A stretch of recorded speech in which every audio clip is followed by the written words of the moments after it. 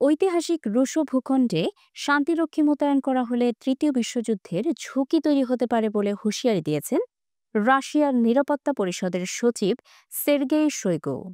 বুধবার রুশো সংবাদ সংস্থা তাসকে দেওয়া এক সাক্ষাৎকারে তিনি এই মন্তব্য করেন।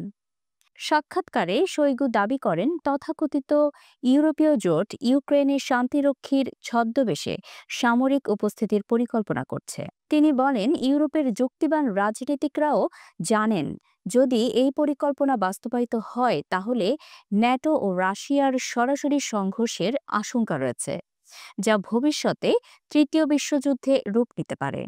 শোইগুর মতে শান্তিরক্ষী শব্দের আড়ালে ইউক্রেনের ভূখণ্ড ও খনিজ সম্পদের ওপর নিয়ন্ত্রণ প্রতিষ্ঠার অভিসন্ধি লুকিয়ে আছে। তার ভাষায় এই সৈন্যদের দখলদার বলাটাই আরও যথার্থ হবে।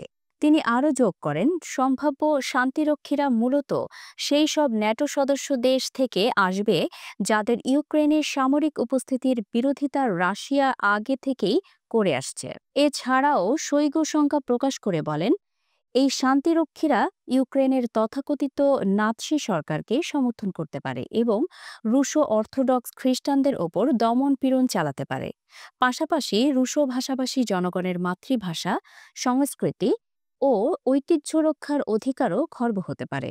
রুশো নিরাপত্তা পরিষদের সচিব স্পষ্ট করে বলেন এটি কোনো প্রকৃত শান্তিরক্ষা মিশন নয়। এ কারণেই বৈশ্বিক সংখ্যাগরিষ্ঠ দেশগুলো এই ধরনের তথাকথিত শান্তিরক্ষা উদ্যোগে যোগ দিতে অনাগ্রহ দেখাচ্ছে।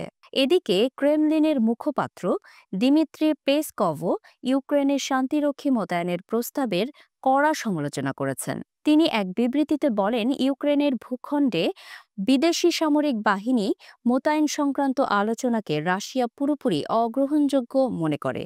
এটি ইউরোপ ও বিশ্বের নিরাপত্তার জন্য গুরুতর হুমকি তৈরি করতে পারে। বর্তমানে ইউক্রেন সংকট নিয়ে উত্তেজনা চরমে পৌঁছেছে।